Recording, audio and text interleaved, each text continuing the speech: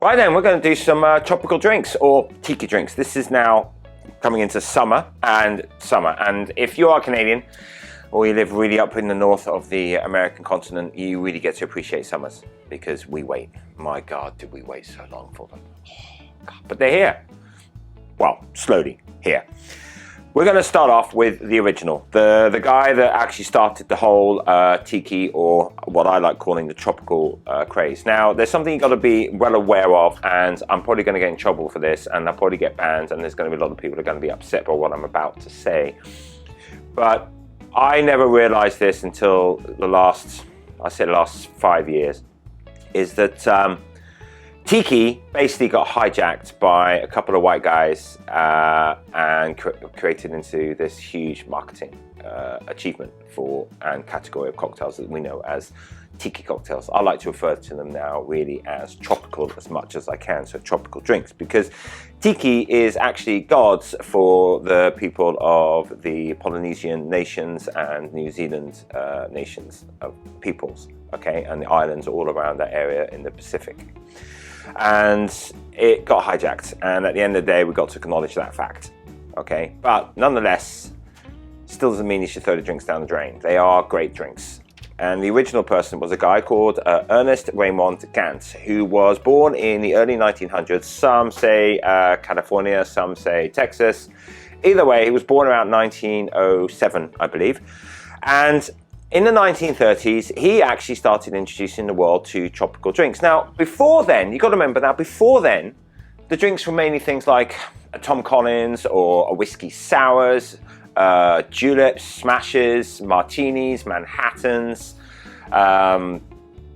things like that, all right? So the whole idea of mixing fruit juices and spicy sugars and creating a wonderful drink using things like blenders and tropical mugs or inventive glassware or something unique was mind-blowing and new. And in the 1930s, Don the Beachcomber, that's the name he gave himself, and he actually cut it down to Don the Beach, but Don the Beachcomber created his California bar, tropical bar called the Beachcomber Bar and Restaurant, and introduced the world in the 1930s to the whole tropical thing. And then in the 1940s, it really started to kick off. And there's another guy called Trader Vic, but we'll talk about Trader Vic later on. But in the 1940s, there were two major people, Don the Beachcomber and Trader Vic.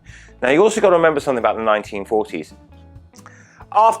In 1945-46, the war was over. Everybody was tired and exhausted and hurting, and they wanted to have some fun and have a life back. Now, whiskey wasn't being mass-produced back then because it had been used for the war effort, and rum could be made quite quickly and get imported quite quickly. So a lot of it started getting brought in, and of course Hawaii started getting very, very popular for partying, and of course Don the Beachcomber created a lot of restaurants, and it was a big luau and barbecues and food and drink, and this is the drink that is one of the most famous ones, and he limited you to maybe 2 or 3, and you'll understand why when I make the drink. And this is it. This is the Zombie. Yeah, it's a great name, wonderful drink, and you need a blender. So I got a little one here. If you're getting a big blender as well, then yeah, double or triple it up. But if it's just for you, please be careful. You are going to hurt yourself. Right, so we need 3/4 of lime juice. Now you do 1.5 ounces of a Blanco or a golden rum. He says Puerto Rican. I'm actually going to use a Jamaican. So I'm going to use 1.5 ounces of Appleton. Then 1.5 ounces of a dark rum. I'm going to use Gosling's. Okay. Then 1 ounce of something called 151. I don't actually have 151. The closest thing I have to that is a big ballsy Overproof Rum, and that's Ray and Nephew, and I love Ray and Nephew. So 1 ounce of the Ray and Nephew. Okay. Then 1 bar spoon of Grenadine, or teaspoon. Okay. Okay. Then about 6 drops of Pernod. 6 drops to me is about, I would use actually a small spoon, so about half a teaspoon of Pernod.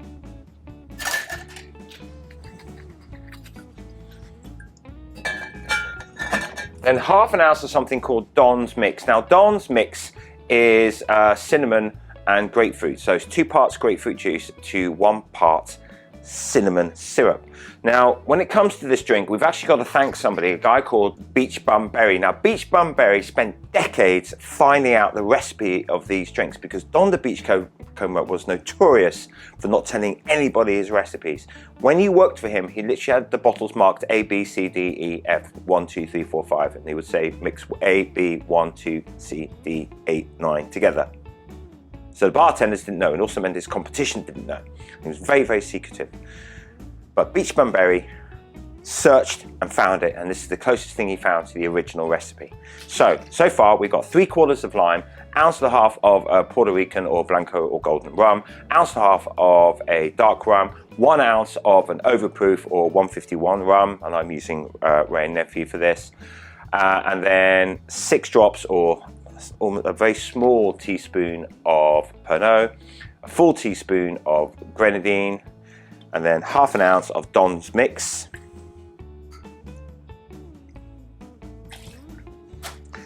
And then just to top it all off, 1 dash of Angostura bitters.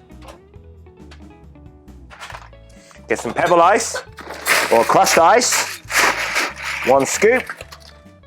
Shove it in, then blend it. Oh, no.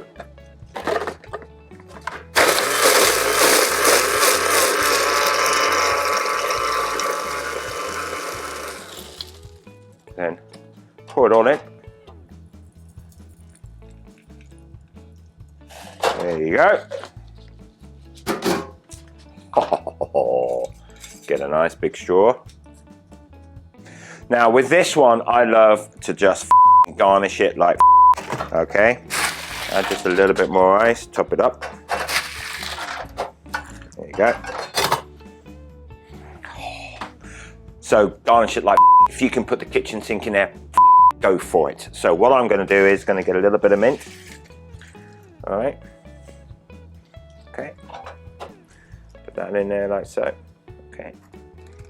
Ooh, make sure it doesn't sink too much.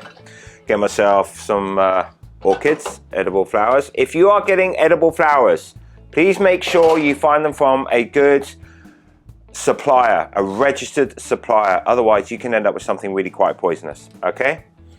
Dehydrated lime, just like that, okay? Then I like to get myself a nice, let's get a really cool little tiki thing. All right, like so. And there you go. And that is a zombie. Now, it may taste and look really easy to drink, and you may think this is going to be easy, but it will hurt you, and you will feel it about 15 minutes later, okay? Because remember, this has got about four measures of alcohol, which are all 40 to 70% ABV. So that's about 5-6 units of alcohol in one drink. All right, but me, does it taste so good? I'm so gonna get bagged again. Oh my god, here we go. Oh my god, it's so good. Oh, you could also add a little bit of pineapple to it, by the way, which I actually do prefer, but this is the original recipe. Thank you. There we go. Hey up, motherfuckers. Right, see this? Yes, it's empty because I drink a lot of whiskey and I also drink a lot of cocktails and I make a lot of cocktails. But please, can you enjoy and subscribe and like all my videos because I really want to keep this going. Most people out there are boring as and I watch their shows and they make me fall asleep. It's great when I want to go to sleep. Oh, fantastic. Okay, so please follow us. If you don't like me, don't. But if you do like me, please, let's have some fun. Let me be able to buy more whiskey. Thank you.